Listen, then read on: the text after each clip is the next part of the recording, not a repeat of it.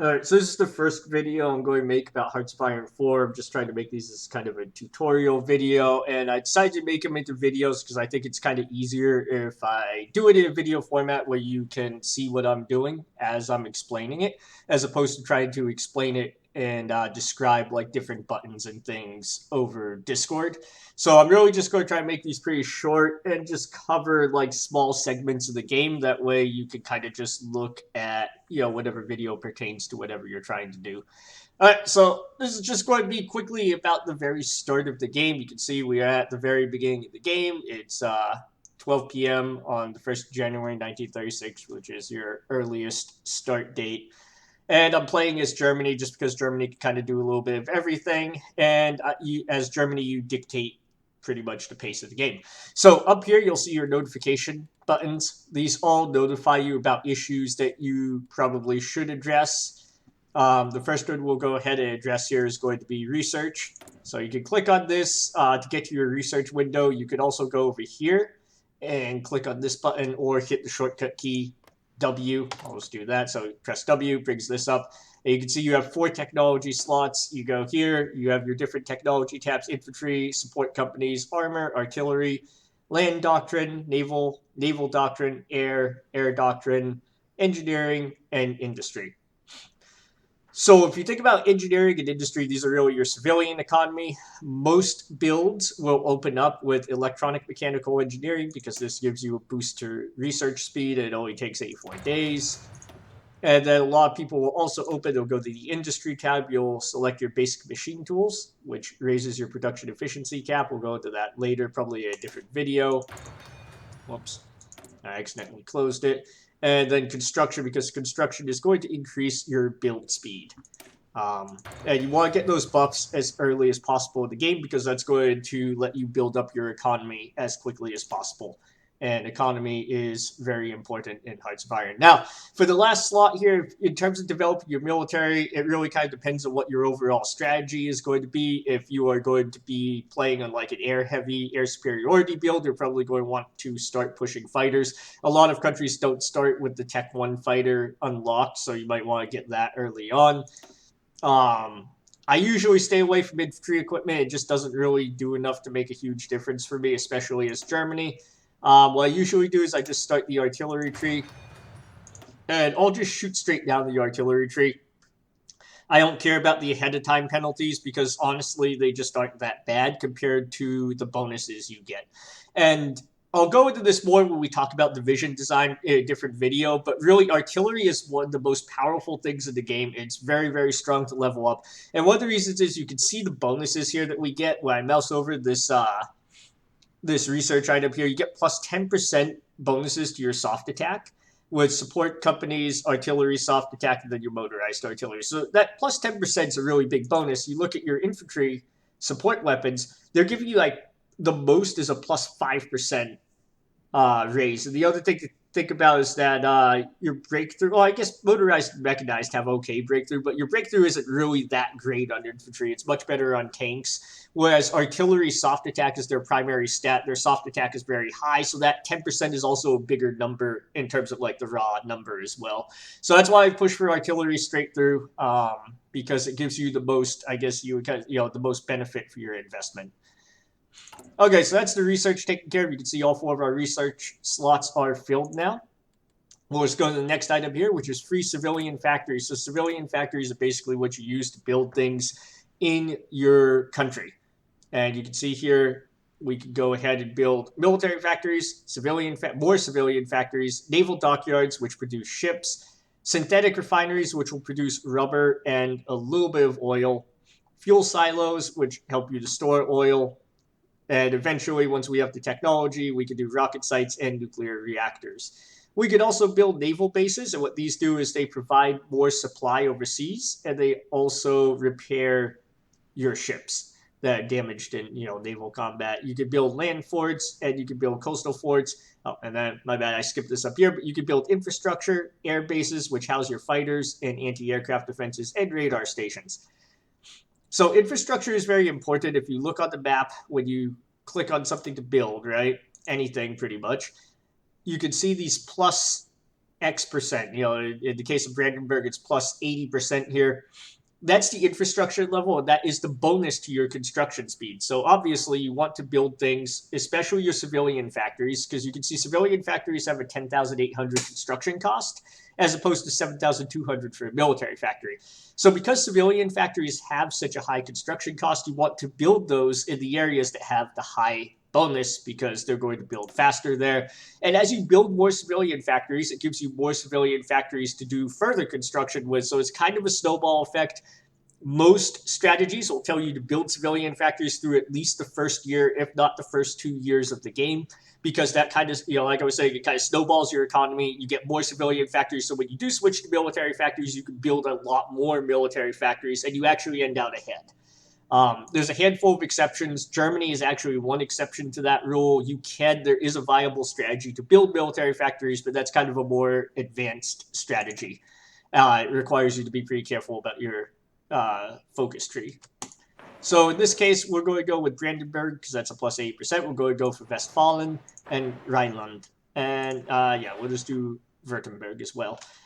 And so we'll just go and build civilian factories here. You can see I queued them all up at once. The way that you do that is you hold down the left shift key and then you left click on that province, and that just fills up the entire building slots in that province. You can see the building slots there are the 12 number, and this is how many things you actually have built, or how many structures you have actually built. So in this case, we have 12 potential buildings. There are 9 currently built. So when we shift left click here, it's going to give us 3 civilian factories queued up. And you can see your building queue right here. So that's how you take care of construction. Like I said, for the most part, you're going to be building civilian factories for the first couple of years, unless you're playing Germany or Japan. Maybe a couple of other countries benefit from building infrastructure. USA, you can benefit from building infrastructure at first, but for the vast majority of playthroughs, you'll never go wrong starting out building civilian factories. All right, so the next thing up is military factories here. And these are your production lines for military equipment. You can see you start out with some things that are already being produced. And when you look at things that, you look at your production screen, there's a couple of things here. First of all, this number, 53.37 per day, that's how many you are producing. Down here, being stockpiled, you have 53, which means these are the ones that are being sent to your national stockpile and will be available for future use.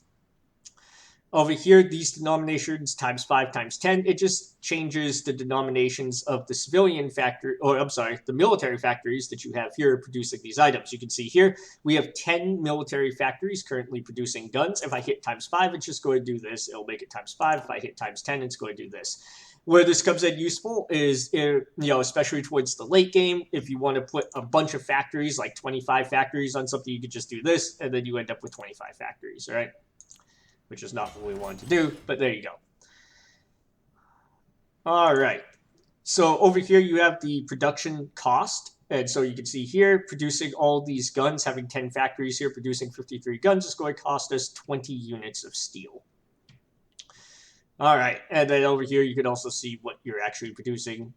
Infantry Equipment 1, which is called the Carabiner 98K, the Car 98. If you click on this, it'll bring up the production window. So if we wanted to, we could switch this to producing, say, armored cars. We're not going to because I don't want to do that. But that's how you can switch a production line. Up here, you can actually see your production efficiency and your production efficiency cap. So to start the game, all of your factories that are pre-configured at the start of the game will start at full production efficiency cap. So really, you don't want to change these unless it's absolutely necessary, because if you change it, your production efficiency goes down, and then you have to build it back up over time. So we're not going to take these factories out of producing guns, because it would, if we say went down to 5 and then went back to 10, it's going to drop your production efficiency cap. Not sure why it works that way, but it does. All right. So you can also see here you have a lot of production lines when you start off as Germany. My personal theory is that you benefit the most from having narrow production lines. And in this case, because of the units that we're going to build, and we'll cover that in a later video, we're only going to go for support equipment, lots of artillery. Actually, I'm going to go for more artillery to start the game with, because I'm going to need more artillery pieces. And we're basically just going to get rid of the light tanks, and we're going to get rid of the trucks because we don't need those right now. We're not going to use them, so there's no point to building them.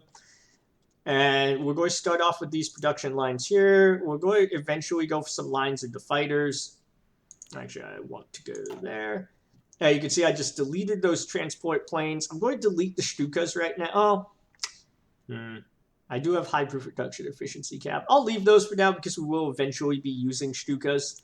So we'll just leave that because we'll kind of slowly build them up over the course of time. And we'll max up our fighter line. The gray factories are ones that you have assigned but don't exist. So as we build military factories or acquire military factories, these will fill out and those factories will just be automatically assigned to production. So if you know how many factories you want producing each item, you can kind of just set that up at the at the start of the game and let it basically run on autopilot. It just makes everything a lot easier. It's less micro down the road. You can also see on this screen we have some naval production here. The AI loves to start you off with only like one dockyard producing each ship, which takes forever. So what we do is we just go ahead and no, we're not going to build destroyers. We're not going, I guess we could finish this because it's already it's almost done. But we're just going to delete all these production lines. So you can see we just hit the little garbage can icon. If you're wondering why there's no pop-up window, it's because I'm holding down Enter right now as well. So if I'm not holding down Enter, it just pops up this window. Are you sure you want to cancel this production line? I hit Enter, it goes away. So you can just hold down Enter and it automatically goes away.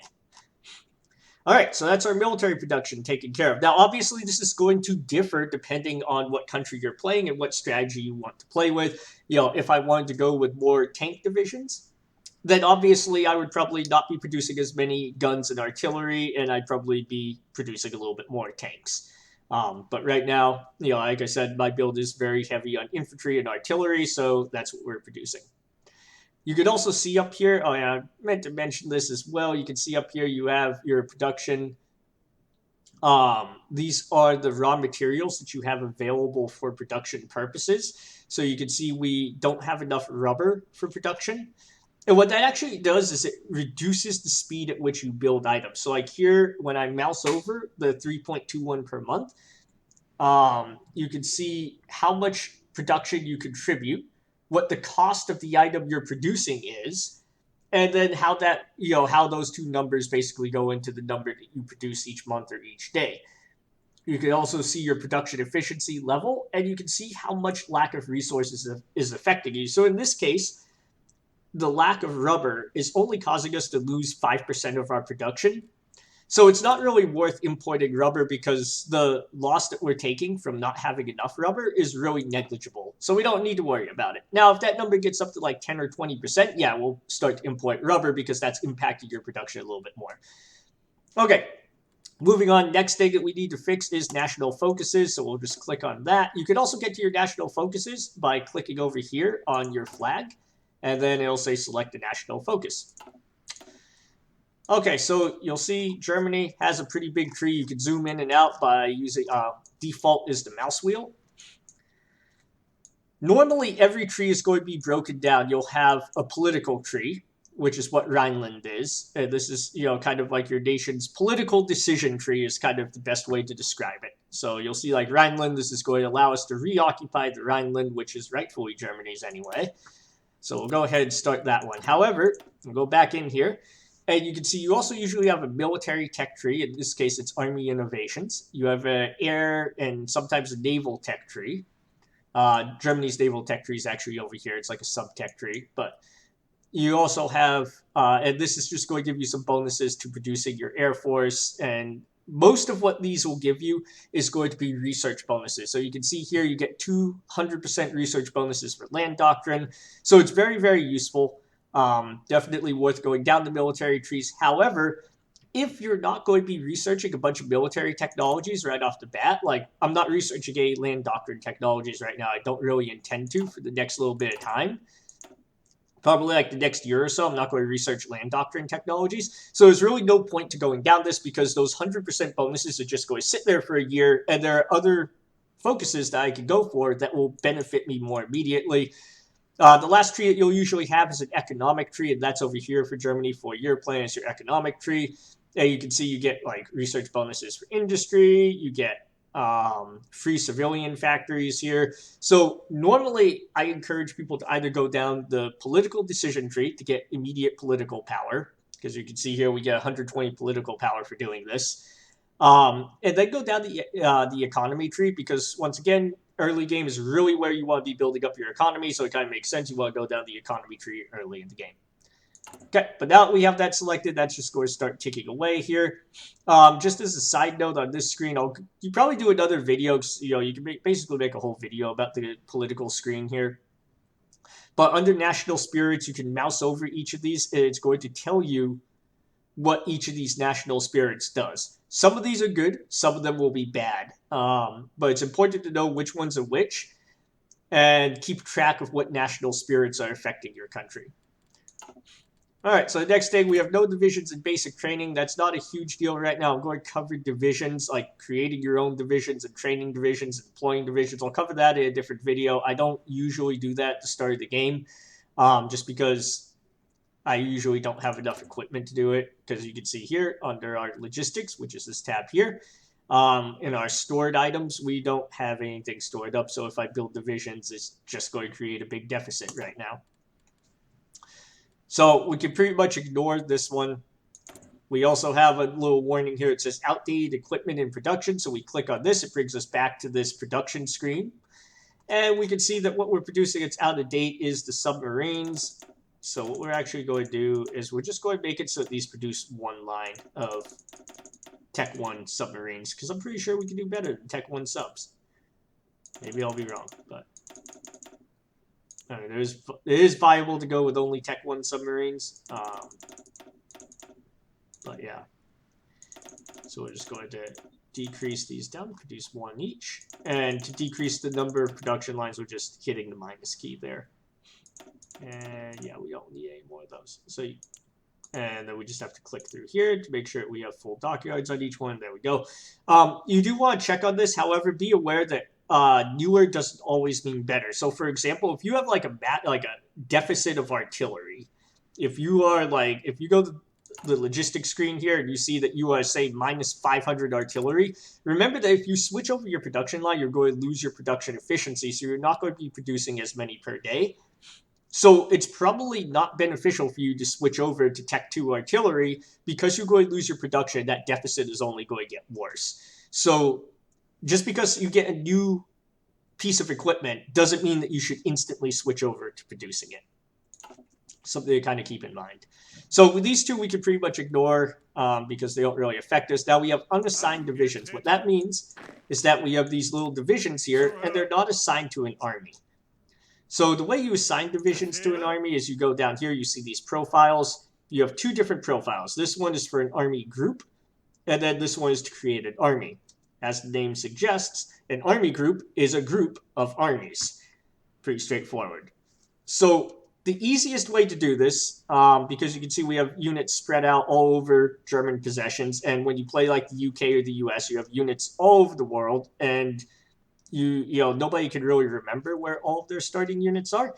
So the easiest way to do this is to get all of your units consolidated in one place. So to do that, we hold down left shift, and we left click on this icon, the unassigned divisions icon, and that selects every single unassigned division that you have anywhere in the world. So that's every single unit, 30 divisions in the entire German army. And so what we're going to do now is we're just going to left click on this guy down here to create a new army. And you can see these 30 divisions all assigned to this army. And we're going to create a fallback line in Berlin. To do that, you could either go down here to fallback line, and you could left click on this, or you could do what I do and just hit C, and then right click and drag a little line here. You can see that fallback line now has 30 divisions assigned to it, and they're all going to start moving to Berlin once we unpause the game. The other thing I usually like to do at the start of the game is I like to get all of my naval units. There is no such easy way to do that with this. You just have to go across and hold down left shift and select each naval unit everywhere in the freaking world, which is a pain, more so a pain with like Britain or the US. And then you just right click to bring them all to one port, and that consolidates them all together. You can also get down to the right side here and click on your strategic air map mode down here, which is in the lower right. And you can see all the aircraft you have in the world. And what I like to do is I like to select all of them and just bring them all together because we'll just consolidate them all as well. This is obviously preference based. You don't have to do this, but I just find that it makes the game a lot easier because now you can kind of just gather everything together and take an inventory of what you have and decide what you want to send where. And it just makes it easier than trying to go over the whole freaking map and try to figure out where everything is and what's where and all that stupidity. It just saves you a lot of a headache. Okay, so with that done, everything's set to move. And the next thing we have is decisions available. So that will bring up our events and decisions window, and that's this button here. And you can see we have a couple different options here. Most of them are going to cost us this little symbol here, which is political power. You can see that displayed up in this upper left corner. So we can't actually do most of these. However, what we can do, and the one decision we have, is to cancel MIFO bills, which we don't want to do because MIFO bills are a very nice boost for Germany early in the game. But when these pop up, it is, especially when you're starting the game and you don't know the countries very well, it's worth clicking on this just to see what sort of decisions you have available to you. And you can mouse over the decisions. They'll tell you exactly what they do, and you can kind of decide if that's something that you want to do. So, for example, if our stability, which is up in here, that's our stability value, if that was low, like down around 60% or 50%, we might want to do improved worker conditions because that is going to give us, it's going to cost us 5% of our consumer goods factories, our civilian factories, but it's going to give us plus 0.5% weekly stability for as long as it's active, which is 180 days. You can see that there. So it would give us a pretty good boost to stability, and that would help us out a lot with improving our stability. Now, we do lose those civilian factors. We also have reduced factory output. But the thing to realize is that if your stability is low, you have reduced factory output anyway. So, yeah, you take more of a hit to your industry in the short term, but it's going to let you get better production in the long term. So it's worth looking through these when you're a new player, figuring out what each one does, if it's worth doing it, if it's going to be beneficial for you in terms of addressing a need. Right now, not going to worry about it. The last thing you have, you'll see this one pop up quite a bit, is you'll see the insufficient resources. I kind of covered this under the production menu, but this will pull up. You can click on this. It's going to pull up your trade screen, which is also this screen here. You can see here, it'll show you what resources you have. So obviously we have plenty of everything except for, well, tungsten we're running low on, and rubber. So the baseline way that resources break down in this game is you have oil is going to let your ships, planes, tanks, basically anything that's motorized, it'll let it move around. So it's very important if you have a mechanized army, a large air force, or a navy. Aluminum is used pretty much to construct airplanes and support equipment. But the big thing you use aluminum for is building airplanes. Rubber is used for tires, so pretty much anything with tires is going to require rubber. So those are going to be your trucks, primarily going to be your trucks, and your aircraft are going to require rubber. So if you want to go with an air-heavy build, you want lots of aluminum and lots of rubber. Tungsten is used for artillery and heavy armor, medium to heavy armor. So a lot of things that you build, self-propelled guns, medium tanks, self-propelled guns, medium tanks, and artillery are the three biggest consumers of tungsten. Steel is used a little bit in just about, like all your infantry equipment. Tanks will take some steel. Artillery will take steel. Your ships take steel. So steel is one of the most commonly used resources in the game. Luckily, Germany has plenty of it.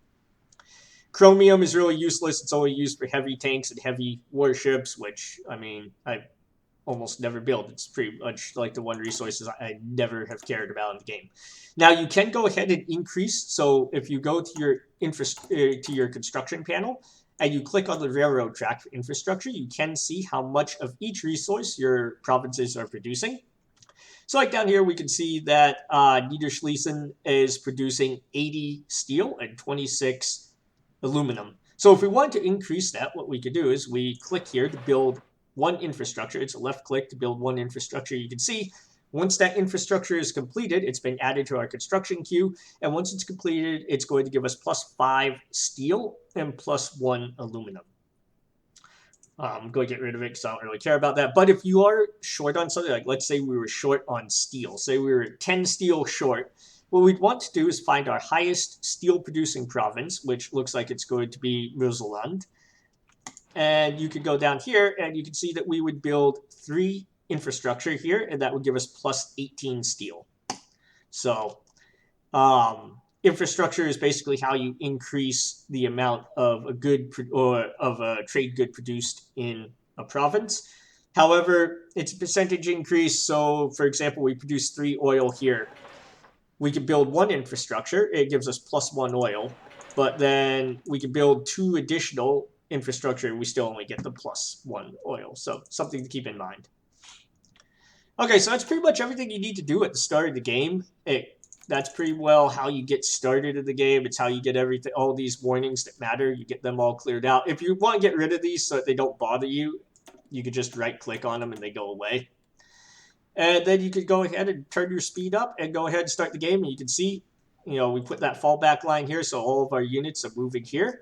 All of our fleet units are consolidating together into the base that we chose. And if we go to the Air Force, and I'll just pause real quick, you can see all of our airplanes have now consolidated into this one province. And that'll let us go ahead and get our army set up and organize our military forces so that we actually know what's what and we can send units where we actually need them to go. All right, so that's going to pretty much be this video. It's just pretty much the opening for the game. Kind of a little bit longer than I thought it was. There's a lot to do on the opening. I'll go ahead and make other videos just about like division building, how to use your front lines, attack orders, fallback orders, naval invasions, parachute drops, all the basic stuff to playing the game. I just think it's a little bit better than trying to explain it over Discord where you're trying to figure out what I'm talking about looking at your screen. This way you can just kind of watch what I'm doing. If the video is helpful, just let me know and I can make more. Let me know if you want me to make a video on anything in particular in the game.